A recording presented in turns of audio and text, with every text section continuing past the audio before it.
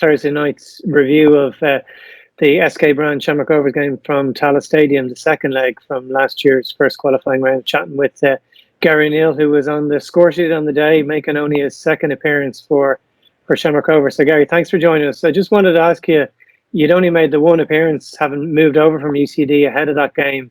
You'd been a substitute against Sligo Rovers. So what was it like then? You travelled away for the first leg. You weren't involved in the match, but it was a very exciting game. And then to come back to Tallaght Stadium, it was a huge crowd that night. There was over 5,000 people. What was it like to kind of be involved in that ahead of getting on the pitch?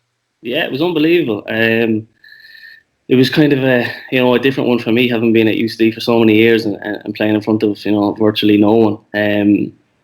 I played with UCD in the Europa League before, obviously, and even at that, you were looking at crowds of 12 or 1,300 people maximum. And then obviously, like you say, I went away and travelled to Brann, and there was a decent enough crowd in Brann. But then obviously, I got to Tallaght that night, on that Thursday night, and I've never really seen anything like it. It was obviously I was a bit not good to be on the bench. I was very, very new to the club, and I knew that it was going to be so hard for me to get in that team. But when you see nights like that, you just want to be involved in it, especially Europa League night. So it was an unbelievable time.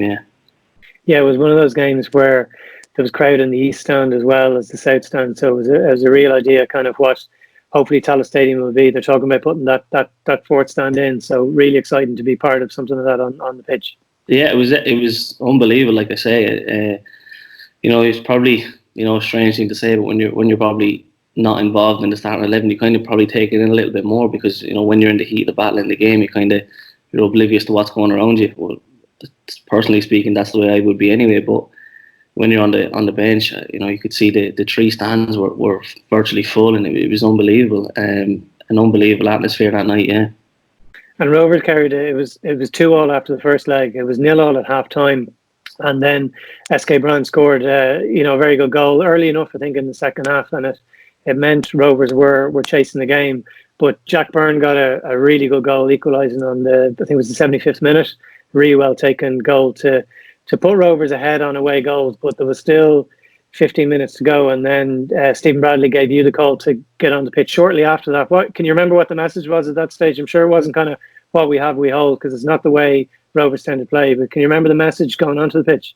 Not necessarily. It doesn't really. The gaffer really doesn't really say much to you when you're going on. It's kind of maybe just go and enjoy it. Or, I think that the message to me when I was going on was always the message when I coming on the pitch was just get on the ball and get us playing. I think that he thought that we maybe lost our way. Of passing the ball a little bit. We might have. We were going through at the time, so we might have started to sit back and not really get on the ball, and might have been going a bit direct at the time. I can't really remember too much.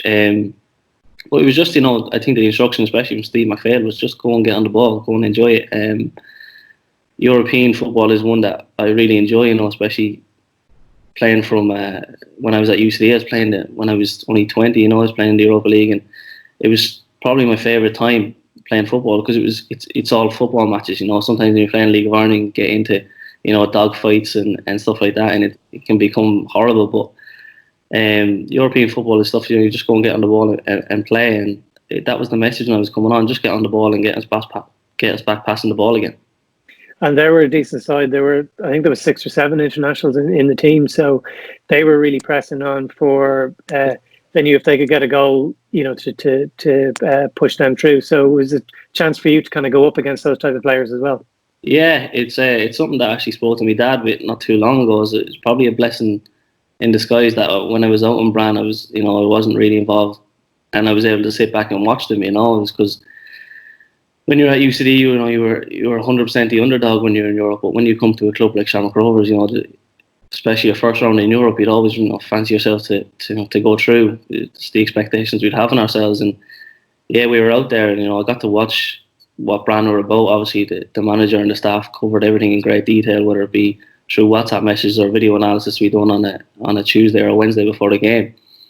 So yeah, I was out there and I got to see what they were like firsthand and watch them and stuff. And look, they were a really, really good side. But I thought that we were more than good enough and full value to go through.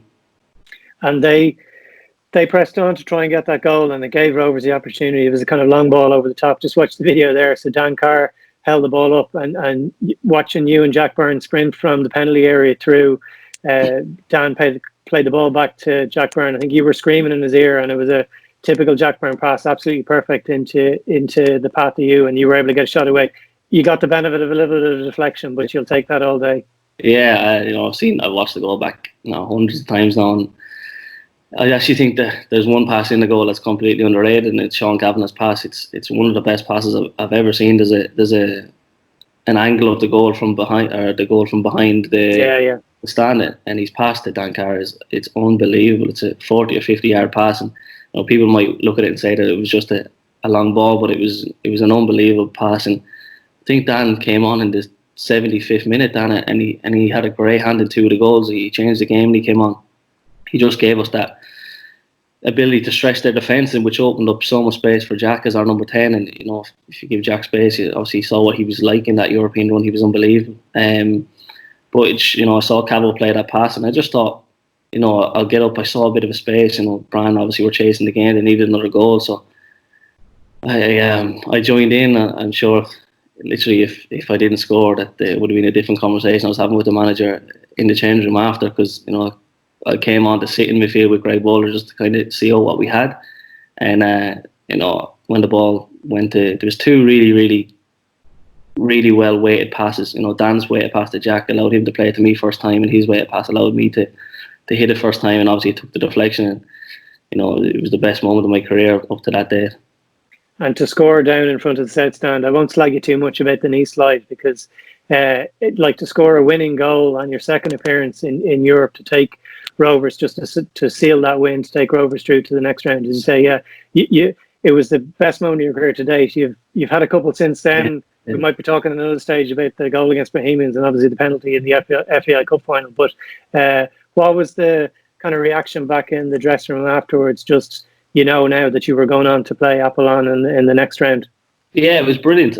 Look, as you say, it was the best moment of my career today, and going into the change room after, everyone was obviously delighted for me. I was really, really new to the club, and when I was new, as a new player, you don't really tend to say too much in the change room. So I was very, very quiet around all the lads, and it was probably a big moment for me in what I've achieved at Rovers so far, because it allowed me maybe to come out my shell a little. The fans maybe took a little bit more of a liking to me because I scored a winning goal in Europe, and it's probably a big moment in what I've achieved so far in terms of me coming out as an individual and bonding with the lads more. But it's one of them goals that, as much as I love it and I love watching it, I can't really watch it anymore because of the knee slide.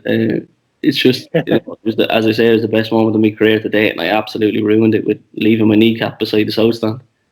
Well, you can watch it back on Thursday evening on Facebook like everyone else, and you can maybe just turn it off just as the ball hits the back of the net, and then you'll be quite happy. It'll be nice to watch a game. We were chatting just before about watching Bundesliga behind closed doors, so maybe watching a match on Thursday night with the sound of a Tallaght Stadium will be good for everyone involved with Shamrock Rovers.